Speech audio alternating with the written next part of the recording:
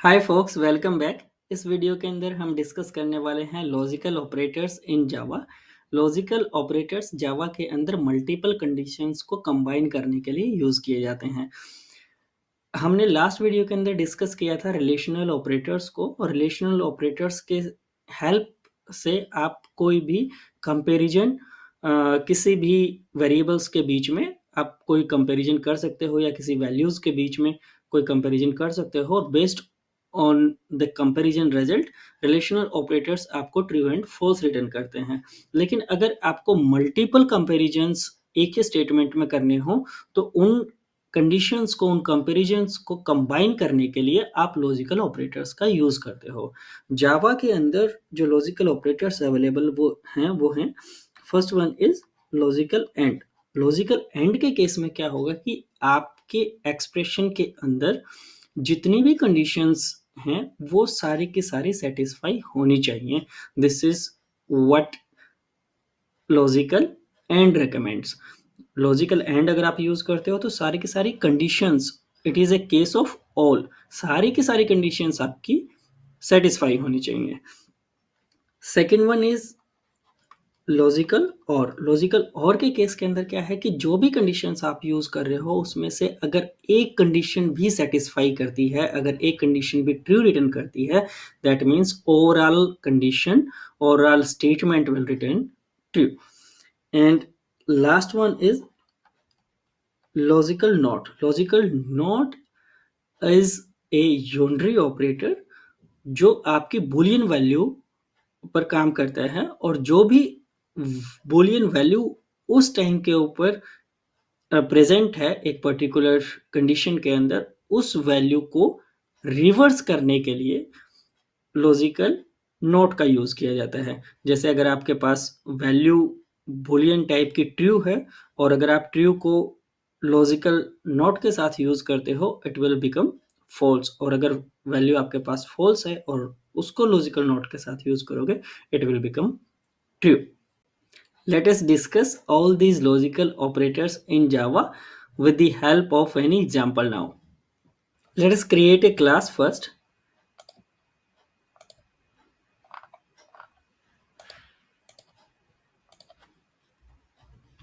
Class, और हम class का नाम देते हैं logical operators test.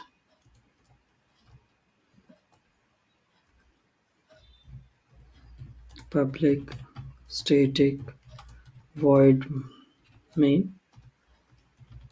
string arguments।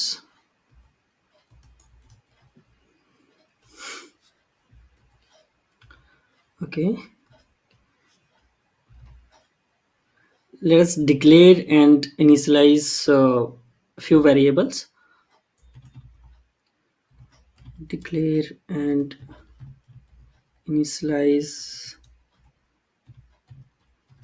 variables, and num1 is equal to 10, and num2 is equal to 20, and num3 is equal to 10 again. हमने 3 variable declare किए और उनको इनिशियल वैल्यूज के साथ में इनिशियलाइज कर दिया है, जहाँ पे num1 की वैल्यू है 10, num2 की वैल्यू है 20 एंड num3 की वैल्यू है 10। अब कोई एक कंडीशन हम डिस्कस करते हैं। जैसे हम ये चाहते हैं कि num1 की वैल्यू है वो num2 के भी बराबर हो और num3 के भी बराबर हो। num1 should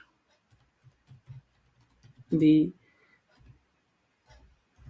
equals to both num2 and num3।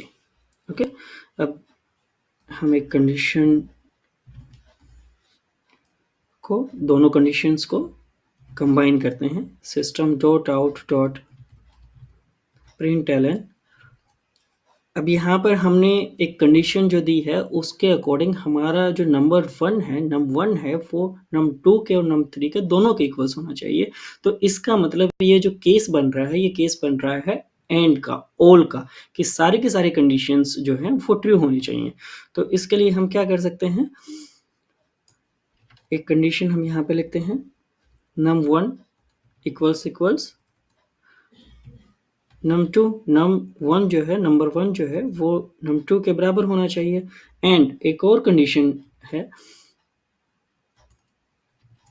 वो क्या है, num1 इक्वल्स num3।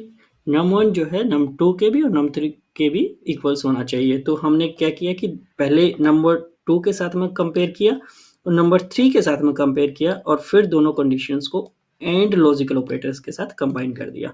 ओके, तो अब जो है हम इसको प्रोग्राम को सेव कर लेते हैं logical operators test dot Java के साथ में।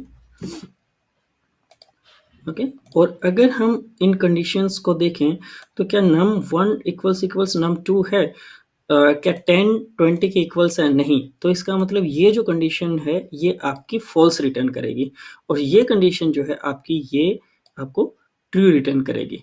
लेकिन इसमें एक इम्पोर्टेंट चीज है, वो ये है कि अगर आपकी कंडीशन, फर्स्ट कंडीशन फॉल्स हो जाती है तो सब्सिक्वेंट कंडीशंस आपकी एग्जीक्यूट नहीं होंगी।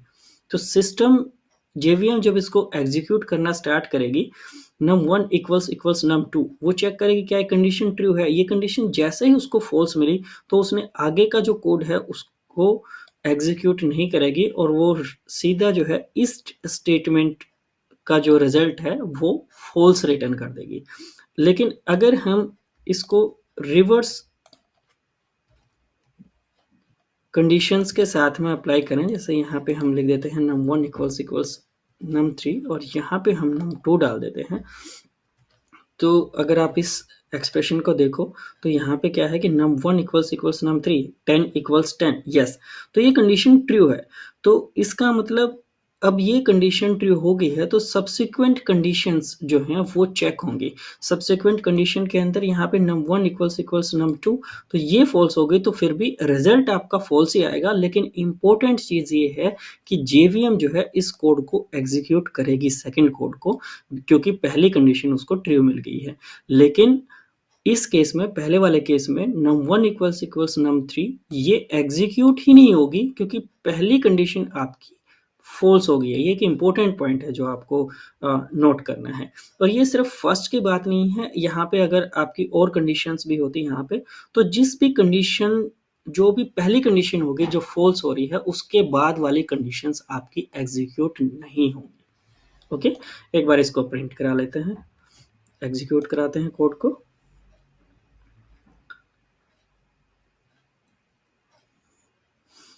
अगर आप रिजल्ट देखो तो इसका रिजल्ट आ रहा है आपके पास में फॉल्स एंड फॉल्स। जैसे कि मैंने बताया कि आपकी कोई भी एक कंडीशन फॉल्स हो रही है तो ये रिजल्ट आपका फॉल्स ही आने वाला है। ओके, अब हम इसको रिवर्स कर देते हैं, और का एग्जाम्पल लेकर के चलते हैं जहां पे आपका ऑल के बजाय एनी वाला केस चले। ओके, तो यहाँ पे थोड़ा सा हम अपने कंडीशन को या लॉजिक को बदलते हैं और हम कहते हैं कि num1 should be equal to either num2 और num3। num2 या num3 के किसी के भी अगर बराबर आ जाता है तो हम कहेंगे कि हमारी कंडीशन जो है वो सेटिस्फाई हो रही है। तो इस केस में क्या होगा कि आपकी कंडीशन num1 की या num2 की, जो भी कंडीशन आपने अप्लाई की हुई है आपके एक्सप्रेशन के अंदर, उनमें से कोई एक भी अगर ट्रू हो जाती है तो आपका रिजल्ट ट्रू आ जाएगा। तो इस केस में क्या हो रहा है कि पहली कंडीशन तो फॉल्स हो गई, दूसरी कंडीशन जो है जेवीएम ने चेक करी तो ये कंडीशन आपको ट्रू मिल गई, that's why it will return true. And in reverse case ये कंडीशन आपकी ट्रू है और ये कंडीशन फॉल्स है, तो फर्स्ट कंडीशन के बेस के ऊपर जो है जेवीएम आपको रिटर्न करेगी true in that case. Okay, तो हम अगर इस प्रोग्राम को दोबारा से चलाएं, okay, sorry, we have not changed the operators here, तो हम ऑपरेटर्स चेंज कर देते हैं यहाँ पे।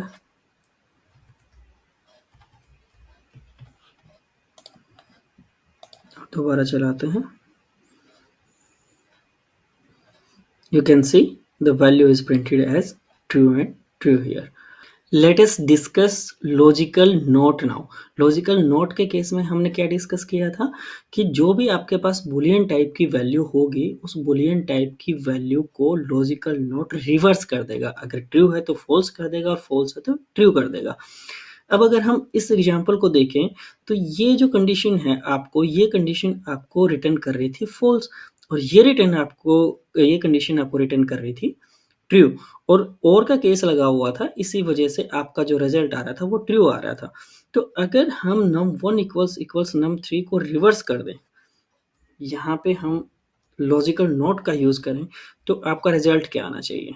आपका रिजल्ट हो जाएगा फॉल्स। क्यों? क्योंकि सारी की सारी कंडीशंस फॉल्स हो जाएंगी, कोई भी कंडीशन उसको ट्रू नहीं मिलेगी। इसका जो रिजल्ट आएगा वो आएगा ट्रू और फिर लॉजिकल नॉट की वजह से ये हो जाएगा फॉल्स और ये पहले से ही फॉल्स है। तो इसका मतलब जो ये वाली स्टेटमेंट है ये अब हमें फॉल्स रिटर्न करेगी। Let's check that. You can see false. That's it from this video. Thanks for watching.